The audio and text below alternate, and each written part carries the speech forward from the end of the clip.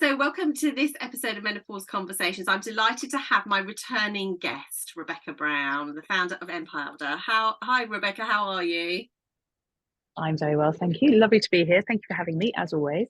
Oh, no, you're really, really welcome. So, as you may know already, Rebekah has been on our podcast a couple of times. I think this is our third time now. And actually, we've got another episode planned, but more about that later. But we wanted to talk about, there's a lot of stuff in the news, isn't there, at the moment about our guts, Rebekah, and I wanted to talk about a product that I'm using, and it's part of the MPowder range, and it's called Gut Instinct. So Rebekah, why don't you tell us a little bit about, as you have done so brilliantly before, the origins of gut instinct and generally about this landscape of, and interest around our guts and how it impacts our health. Yeah, no, thank you. No, it's a really interesting and exciting area, isn't it? And I think what's encouraging is that we're learning more and more about the impact our gut has on our overall health, and particularly as we transition through menopause. So I know Dr. Martin's our naturopath and herbalist often talks about the fact that this is a really empowering topic because there's so much we can also do to address our gut health. And sometimes in menopause, there are things that feel very difficult for us to own and address personally, but we can all take a greater interest in what we're putting on our plate and what we're putting in our body. So I think there's something really, really positive about that as a perspective and a way of sort of looking at midlife generally. And to your point around sort of the interest in it, obviously what we've had in the last few years is more research coming to light around the impact menopause has on our gut microbiota. So alongside all of this other information around the gut-brain axis and the importance of having a diverse microbiota, we actually know that in menopause specifically, there's greater pressure on our gut microbiota and greater risk of destabilization and issues occurring. So women will often find themselves more bloated during their menopause transition, kind of like low grade intolerances to food they used to love before. You know, I found that suddenly sort of food you've eaten for years starts to cause you problems, whether it's gas or just cramps or just general discomfort. Reflux is another really common problem for females during the menopause transition, as well as constipation and just changes in bowel movements and bowel regularity. So knowing that that's not uncommon. So about 60% of us will experience issues with our gut that are explicit enough to sort of result in symptoms. And also knowing that there are lots of things you can do about it. So that's kind of the reason that we decided to look in more detail at gut and bring to market something that's very much a naturopathic proposition, because I think that was something that is also needed within the space at the moment, an alternative perhaps to some of the probiotic formulations that you're seeing. Yeah, so that's really, really interesting. I mean, because definitely, I mean, one thing I should say is that, you know, it is normal throughout a menstrual cycle, let's say pre-perimenopause, for our abdomen to change, particularly for women. You know, it is normal under the influence of these hormones, you know, that we can look more bloated, our tummy can look more distended. We're not saying that is not unwanted or you know, unrequired. What we're saying is actually, as you move through perimenopause, like Rebekah was saying, is if you're noticing these things, then there is something that maybe we can question and do about that. And one thing that always interests me is the estrobolome. I always struggle to say that. And the estrobolome is all about that processing and detoxifying and preventing that reuptake and recirculation of old estrogen. So we know that our gut is more than just a tube. It's something that's really vital to that sort of detoxifying, and so anything we can do to help. So tell us a bit about the ingredients, Rebekah. What's in Gut Instinct? I love the name, by the way. I mean, this is an exciting one for us as a team as well, because I think we're becoming more focused on the kind of the herbal superheroes that can really support our menopause transition. And Gut Instinct is the first product we brought to market that's a sort of purist's naturopathic blend. So it doesn't have vitamins and minerals in it. It really relies on these really super hard-working herbs from different members of the sort of herbal medicine family. So to kind of talk you through the types of herbs that are in there, we have carminatives, which, like the name would suggest, as relaxants for our intestinal muscles, and they help prevent or relieve excess gas in that kind of gastrointestinal tract. We also have bitters in there, which again, many of us will have sort of heard of in tinctures and things, perhaps as we're growing up, depending on our cultural backgrounds as well. But bitters have a number of health benefits in that they help us digest things, particularly help us actually in digesting fat. They also regulate those GIT hormones or GIT hormone secretion, and that can help with appetite as well as regulating blood sugar levels. And then the other component that's within this blend is a sort of family called the demulcents, which they work in terms of sort of releasing mucilage, basically. So it almost acts like a soothing barrier function within our gut, and that can help with inflammation, and also sort of when gastric acid is produced, it can just kind of keep everything a bit calmer and stop that sensitivity occurring, which again we can become more susceptible to in our menopause transition. So that can help and in a number of ways, but that's also what gives this blend its probably its biggest point of difference, which means it's a prebiotic rather than a probiotic blend. Yeah, so really that's my understanding is that's feeding or providing the right environment for our probiotics so that to flourish, basically. So whatever exactly that bacteria is living there, so it's like really giving it what it needs. It's like all the best it's like the fertilizer. Yeah, it's kind of, I mean, I think there's two ways to approach gut health. There's numerous ways to approach it, but I guess a lot of the focus has been on probiotics, which is fantastic, but within the naturopathic world there is a case to be said around not always wanting to sort of put the same probiotics into every human. And so that can sometimes be the challenge. They can be incredibly useful. So, you know, as a foundation layer, you know, we wouldn't for one moment say you shouldn't be taking probiotics. But I think what's exciting about a prebiotic proposition is, you say, it sort of goes in and it works out, and it kind of feeds the gut that you've got, basically, and then it can help it in terms of creating the probiotics itself.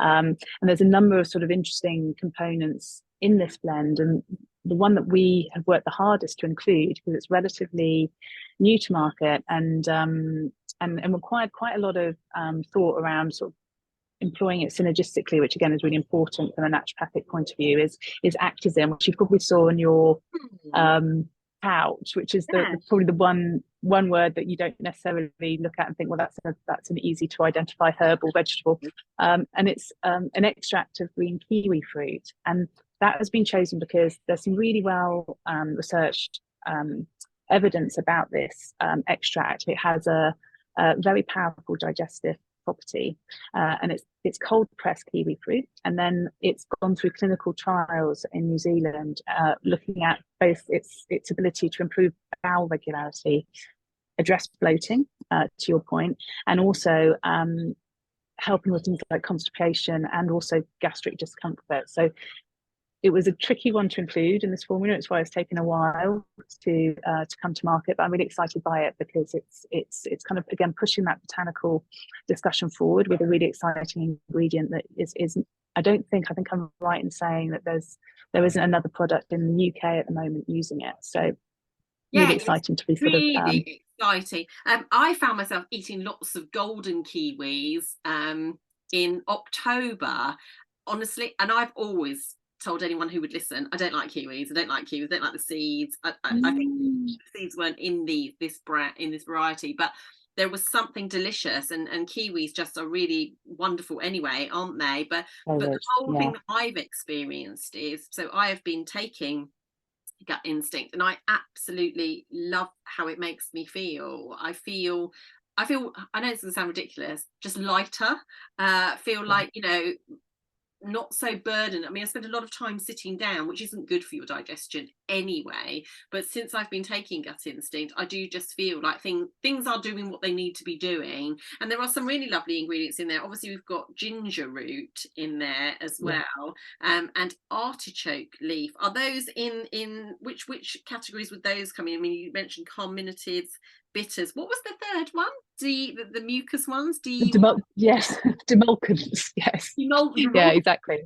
Okay. Yeah. Demulcents. So, okay. I know none of them are easy to say. But artichoke is actually a bitter. So it's got bitter properties, and it's kind of one of the the best researched bitters within that kind of naturopathic family, and it promotes digestion, as I was saying earlier. It helps with regulating appetite and also our blood sugar balance, which again can be impacted by our menopause transition. And I mean, they're not a new thing, you know, as I said, in different cultures, and sort of going back even sort of to sort of like ancient medicine practices.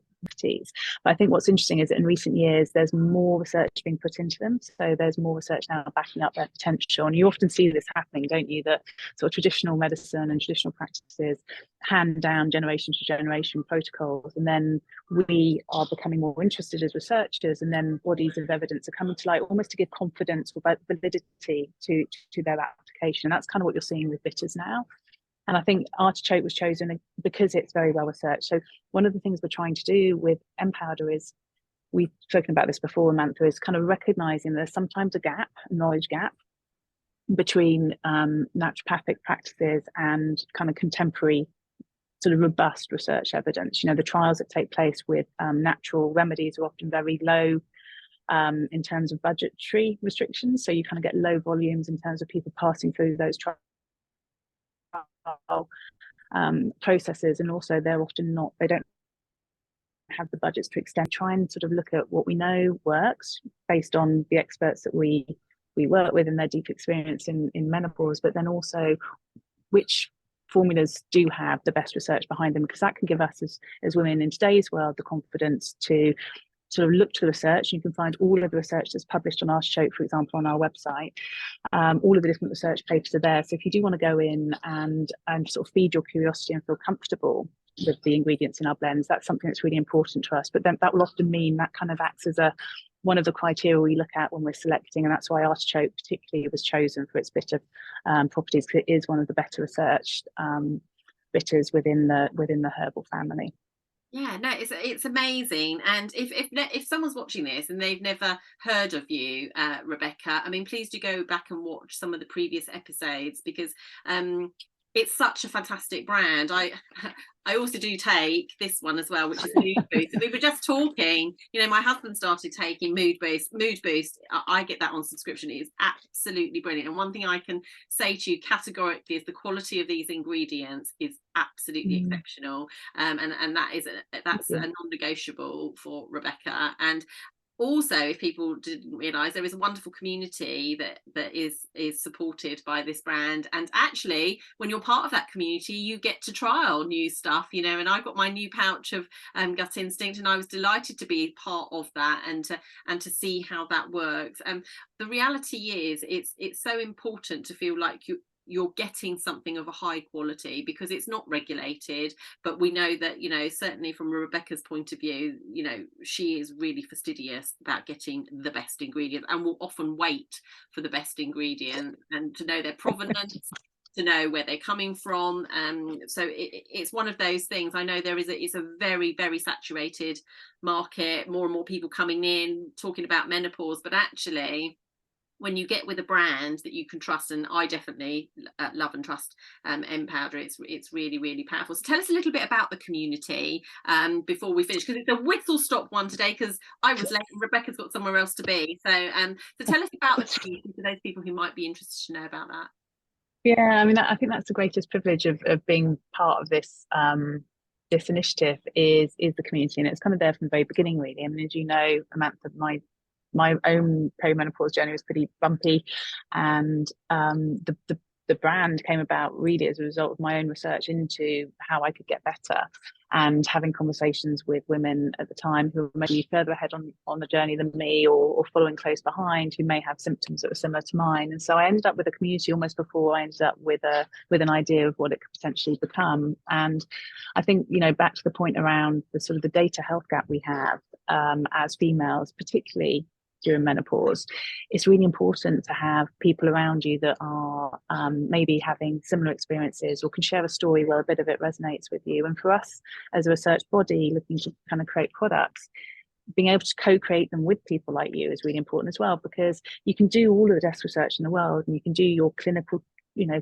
gold standard trials, but the reality is that menopause happens in real life. And I, as a researcher by trade, I I find it far more helpful actually to look at the ongoing impact our blends have when the world is happening, you know, because the world keeps spinning, and you know, we know that our hormones are massively impacted by external stresses. So to be able to work with a community of women who are really generous with their time, I mean, it takes, we love doing the trials, but, you know, from your point of view, you have to gift us back data, and you have to make the time to tell us your stories. And so I'm always very appreciative of the kind of the commitment that women show to basically navigating midlife together, because I think together that wisdom we carry as females, along with all of the desk research and the emerging clinical and research initiatives that are happening to a greater extent now as people become more interested in this life stage, you need to smash those things together. You know, that's my principle when I look at community. And so if you are part of MPowder and you buy a product,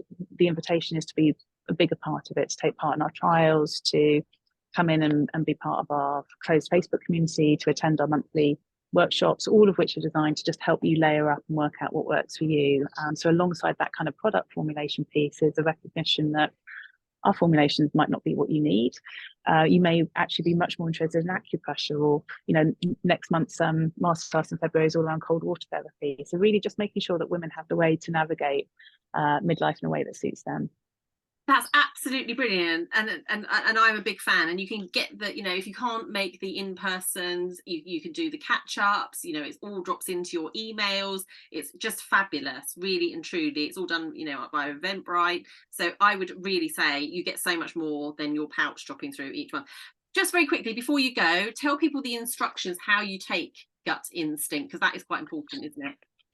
Yeah, so gut instinct is slightly different as a protocol from our other blends. Most of the blends in our range you take in the morning. The idea being that, you know, you activate those herbs and they kind of support you through the day. With gut instinct, it's designed to be taken before you eat. So depending on how many meals you have a day, it's up to 3 capsules a day, around 30 minutes before you consume food. And I don't know if you found this, Samantha, but the exciting thing for me about this particular protocol is you see an impact quite quickly. You know, so it's not, with the other ones you have to almost let it live with you for a little bit, but with gut instinct you should actually, you know, if you've got a rich meal that you're going out for, you've got food that you know that can sometimes be bothersome, it can have a really swift impact.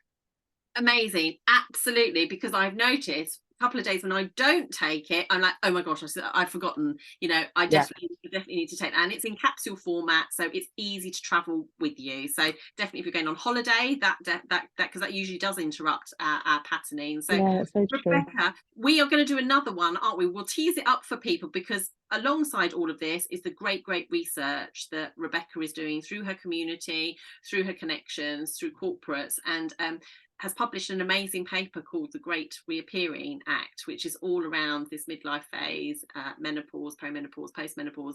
So we're going to do another one to give that justice. But for now, Rebekah, thank you so much. Just tell people, how can they actually access this? Because you're on Instagram as well, aren't you? If they want to know more about the subscription and access it, where is the best place to go? Yeah, I always think Instagram's a great place to start, because that's where the kind of conversations are happening, and the website always feels like a, you know, like a shop front. So I think come and spend time with us first. And our Instagram handle is @MPowder Store, all one word. And from there, you can then navigate your way to our product range if you want to. And just as a final note, actually, to you, Amantha, because you're not giving yourself enough credit either. The Great Reappearing Act, the reason I'm looking forward to that conversation with your community is because of all the work you're doing as well. And I think together, there's a really interesting discussion to be had around the stepping up point that occurs during midlife, and how we can ensure that all sectors and factors of life are supportive, and that we're able to kind of thrive. And that's really what the Great Reappearing Act was exploring. But I know it's also very much what you're focused on, the work that you do as well. So I'm going to be listening in our next conversation. No, we're in it together, as we always say. We're stronger together, all of us. So, and yeah, the workplace is a big place where that conversation does need to take place. But for now, Rebekah, thank you so much for your generosity and giving me your time, and we'll come back and talk in much more detail about the Great Reappearing Act. But for now, thank you so much. Thank you.